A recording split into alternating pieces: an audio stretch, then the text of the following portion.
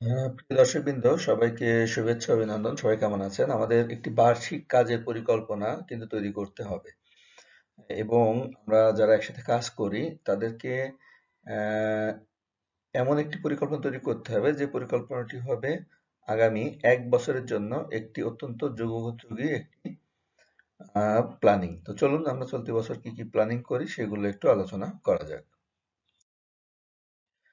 তো প্রথমে আমাদের বছরের মূল লক্ষ্য আমাদের কিন্তু খুঁজে বের করতে হবে।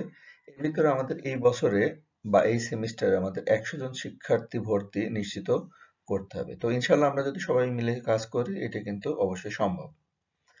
নিয়মিত আয় শুরু করা অর্থাৎ প্রতিদিন যেন অবশ্যই কিছু ইনকাম থাকে, কারণ ইনকাম না থাকলে প্রতিষ্ঠান কিন্তু চলবে না।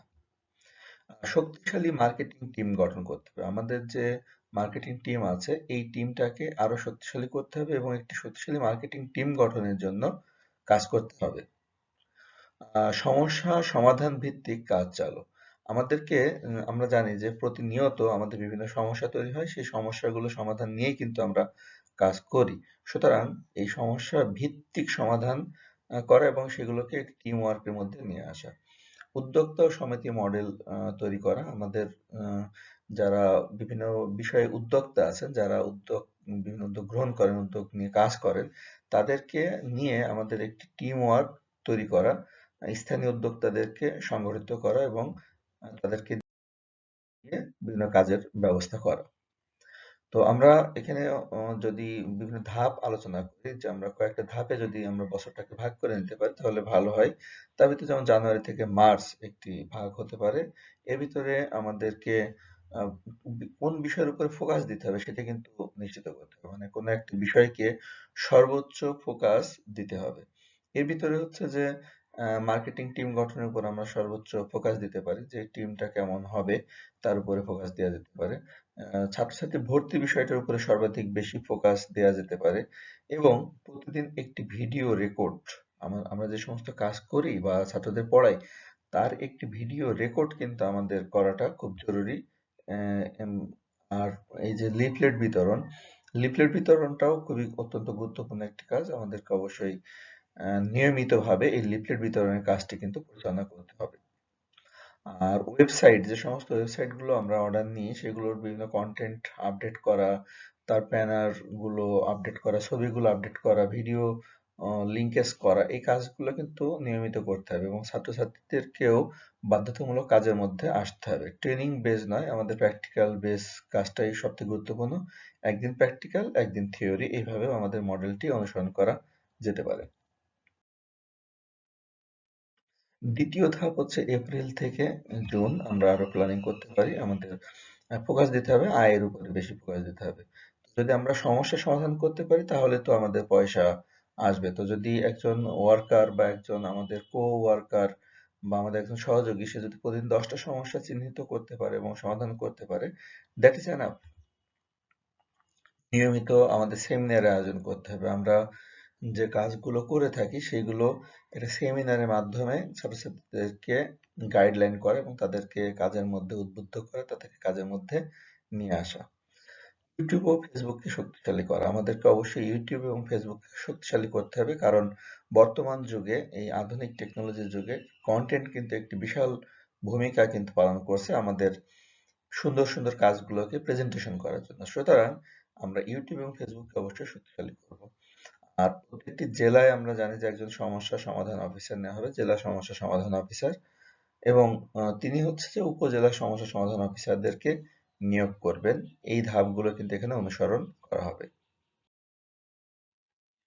আর তৃতীয় ধাপ জুলাই সেপ্টেম্বর, সেখানে আমাদের কাজ থাকবে মানে কিভাবে কাজ করবো, যেমন গ্রাম ভিত্তিক আমাদের কাজগুলো করা যেতে পারে। প্রত্যেকটা গ্রামে যদি একটা করে আমরা সমিতি বা একটা করে সংগঠন বা অর্গানাইজেশন দাঁড় করাতে পারি তাহলে কিন্তু আমাদের প্রত্যেকটা গ্রামে, বাংলাদেশের প্রত্যেকটা গ্রামে কিন্তু গ্রাম ভিত্তিক সমিতি গঠন করা সম্ভব হবে। আর সেখানে এই সমিতি যারা আসবে ছাত্রছাত্রী তাদেরকে পার্ট টাইম কাজের সুযোগ করে দেওয়া হবে এবং যারা ফুল টাইম কাজ চায় তাদের ফুল টাইম কাজের সুযোগ করে দেওয়া হবে। সেটা দেশের মধ্যে বা দেশের বাইরে, সেটা ফ্রিল্যান্সিং হতে পারে অথবা সরাসরি কাজ হতে পারে।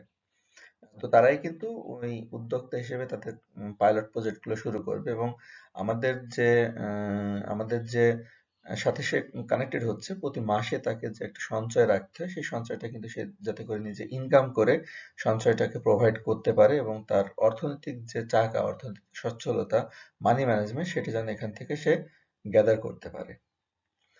আর তাকে বিভিন্ন ব্যবসার সাথে সংযুক্ত করা হচ্ছে আমাদের একটি গুরুত্বপূর্ণ কাজ থাকবে। চতুর্থ ধাপ আমাদের কাজ শুরু হবে, মানে এটা বছরের শেষ ধাপ, যেখানে আমরা স্থায়ী কাঠামো নির্মাণের জন্য কাজ করব।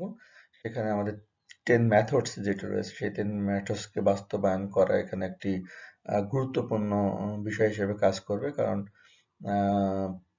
10 মেথডসটা একটি অত্যন্ত গুরুত্বপূর্ণ। এই বিষয়ে পরবর্তী কোনো একটা ভিডিওতে আপনাদেরকে 10 মেথডসের বিস্তারিত সবকিছু কিন্তু বুঝিয়ে দেওয়া হবে, যাতে করে আপনি খুব সুন্দরভাবে কাজগুলো করতে পারেন।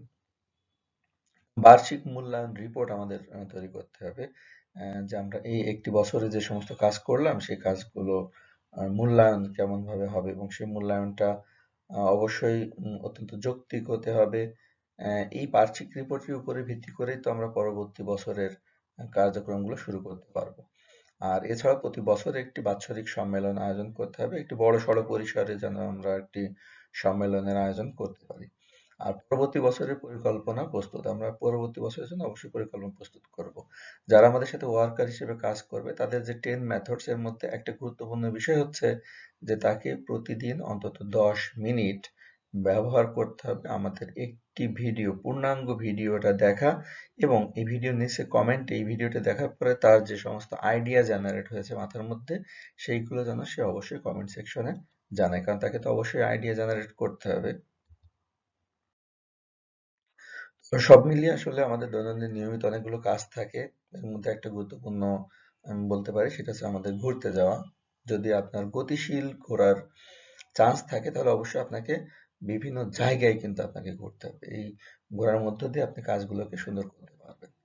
ঠিক আছে, তাহলে আমরা আজকের যে সমস্ত গুরুত্বপূর্ণ কাজ রয়েছে সেটি জেনে নিই। 10 জন নতুন মানুষের সাথে যোগাযোগ, আপনাকে অবশ্যই 10 জন নতুন মানুষের সাথে যোগাযোগ করতে হবে এবং তাদের সাথে কথা বলতে হবে, তাদের সাথে পরিচিত হতে হবে, তাদের একটা ডাটাবেস কিন্তু আপনাকে তৈরি করতে হবে, ছবি সহ, ছবি, নাম আর হচ্ছে মোবাইল নাম্বার দিয়ে আপনি একটি সুন্দর একটি, মাইক্রোসফট ওয়ার্ডেও করা যায়, পাওয়ার পয়েন্টে করা যায়, সব ধরনের সফটওয়্যারে এই কাজটা করা যায়। আপনি 10 জনের নাম সুন্দরভাবে নোট ডাউন করে ফেলবেন এবং সমস্যাগুলো একটির পর একটি যে সমস্যাগুলো আসবে সেইগুলো আপনাকে সমাধান করতে হবে। যে নিয়মিত যে সমস্যাগুলো থাকবে সেগুলো। আর ন্যূনতম আপনাকে কিন্তু একটি কন্টেন্ট তৈরি করতেই হবে। কন্টেন্ট তৈরি করাটা একটা গুরুত্বপূর্ণ কাজ। এই কাজটি আপনাকে করতে হবে। আর রিপোর্ট, সারাদিন আপনি যে কাজগুলো করলেন সেটা রিপোর্ট, একটা লিখিত রিপোর্ট আপনাকে অবশ্যই তৈরি করে ফেলতে হবে এবং সেই রিপোর্টে অন্তত 3 জন অফিসারের স্বাক্ষর আপনাকে রাখতে হবে বাধ্যতামূলকভাবে। আর সোশ্যাল মিডিয়াতে নিয়মিত পোস্ট করতে হবে। আপনার ন্যূনতম দিনে 2টি পোস্ট আপনাকে করতেই হবে, সর্বোচ্চ 10টি। যেহেতু আমরা